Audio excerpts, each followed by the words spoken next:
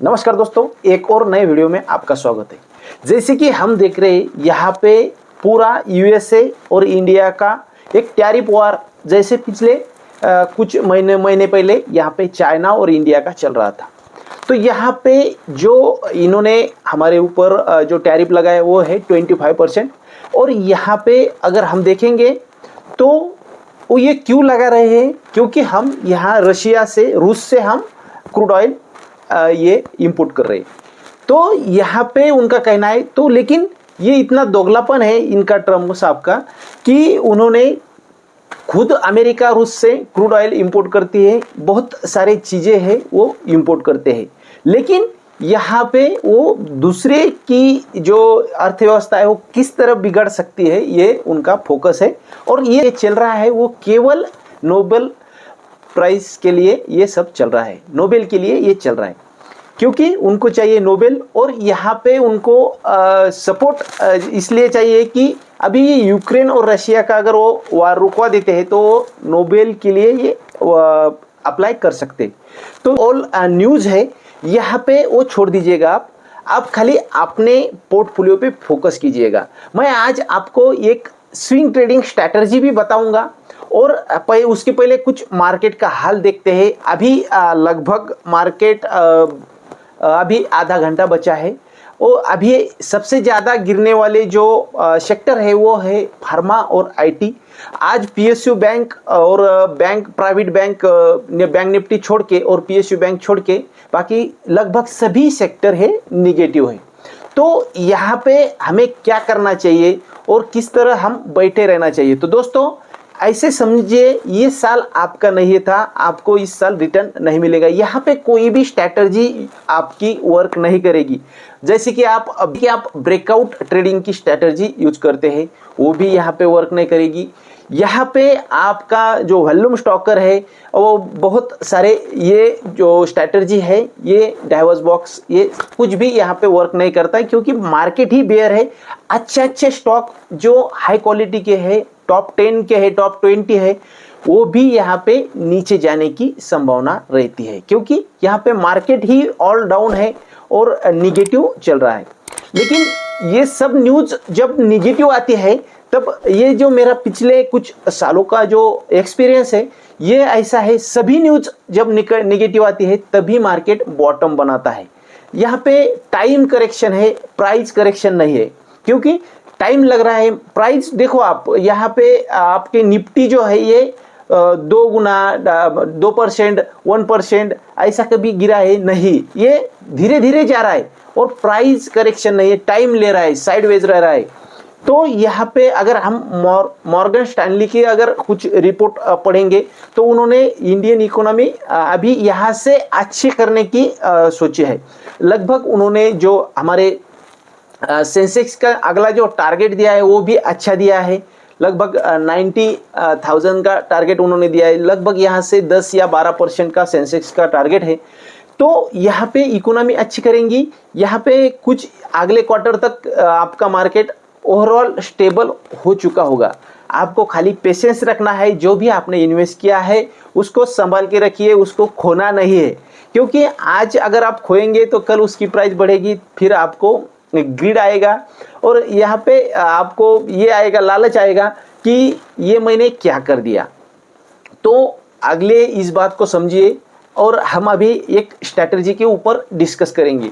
Strategy ऐसी है, आपको पूरा टेक्निकल लेवल है और टेक्निकल लेवल पे ये स्ट्रैटेजी बनी है, लेकिन आपको फंडामेंटल में कुछ चीज़ें देखना है, तभी आप इसमें एंटर करिए किसी भी स्टॉक में। तो फंडामेंटल में आप क्या देखेंगे?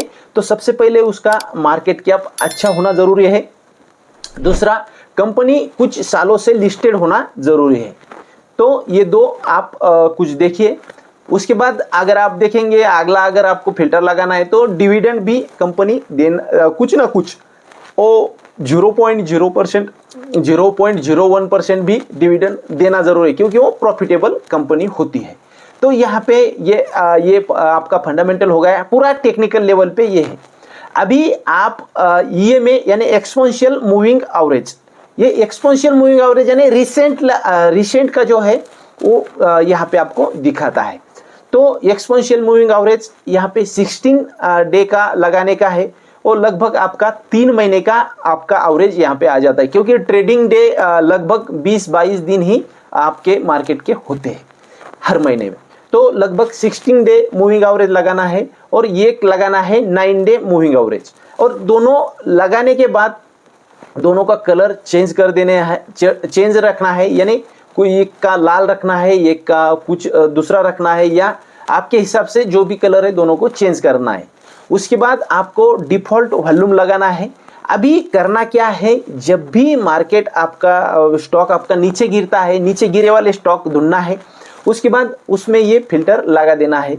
यहाँ पे इंडिकेटर अगर आप सेव करेंगे और कुछ स्ट्रैटेजी का नाम लिखेंगे आपके हिसाब से, मैं जैसे यहाँ पे स्विंग ट्रेडिंग की स्विंग के नाम से यहाँ पे ये स्ट्रैटेजी का नाम रख दिया है। और यहाँ पे जब भी आपका 9 exponential moving average 16 exponential moving average को ऊपर की तरह क्रॉस करेगा, क्रॉस ओवर हो जाएगा, और नीचे जो वॉल्यूम है, वॉल्यूम जब भी आपका ये डिफ़ॉल्ट वॉल्यूम ये में की लाइन को अगर क्रॉस करके ऊपर रहता है, यानी कि एवरेज वॉल्यूम अगर ज़्यादा रहता है और ये क्रॉस करता है, तो वहाँ पे आपकी एंट्री बनती है उसके नेक्स्ट कैंडल में। और उसके बाद आपका टारगेट जो है, टारगेट आपके हिसाब से आप लगा सकते हैं 1H22, या आप यहाँ पे स्टॉप लॉस भी लगा सकते हैं, या बिना स्टॉप लॉस के भी ट्रेड कर सकते हैं। लेकिन बिना स्टॉप लॉस के ट्रेड करने के लिए आपके पास पेशेंस होना जरूरी है, क्योंकि बहुत दिनों तक एक आधी बार वो ऊपर जाएगा और नीचे आएगा और बहुत दिनों तक साइडवेज रहे, लॉस बुक करके निकल सकते हैं। इसलिए आप इसमें पेशेंस भी होना जरूरी है, नहीं तो आप स्टॉप लॉस यहाँ पे रख सकते हैं। तो ये स्ट्रैटेजी है आपकी स्विंग ट्रेडिंग की, बेस्ट स्ट्रैटेजी है। तो यहाँ पे आप स्विंग के लिए स्टॉक ढूंढ सकते हैं। अभी अगर आपको वॉल्यूम स्टॉक ढूंढना है या कुछ भी, तो स्टॉकेज नाम का एप्लीकेशन है, वहाँ पे आप स्टॉकेज पे जाके ये सब देख सकते हैं। वहाँ पे price mover, 52 week high, 52 week low, ऐसे स्टॉक आपको वहाँ पे मिलते हैं। लेकिन ऐसे स्टॉक में ही रहना है जो ट्रेंडिंग में है, यानी ट्रेंडिंग में उनका वॉल्यूम अच्छा है, वो ऊपर जाने वाले हैं, या कुछ न्यूज बेस में है। ऐसे ज़्यादा न्यूज वाले स्टॉक को ढूंढना नहीं है, उनसे दूर रहना है।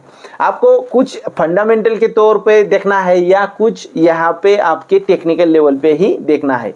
न्यूज के भरोसे नहीं रहना है, क्योंकि न्यूज जब भी आती है तब तक आपके पास, जब तक न्यूज आती है तब तक वो बहुत लोगों के पास न्यूज पहुंच चुकी होती है।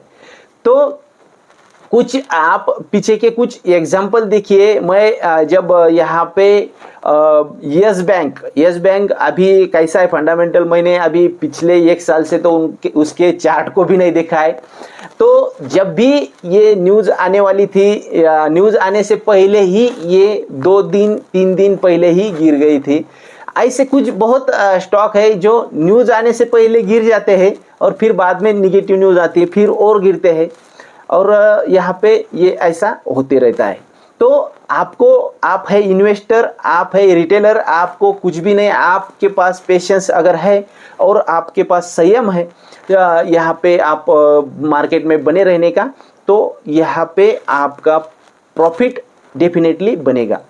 तो दोस्तों, आशा करता हूँ आपको ये वीडियो पसंद आया होगा, और अगर ये पसंद आया है तो बिल्कुल लाइक करने में ना शर्माइएगा।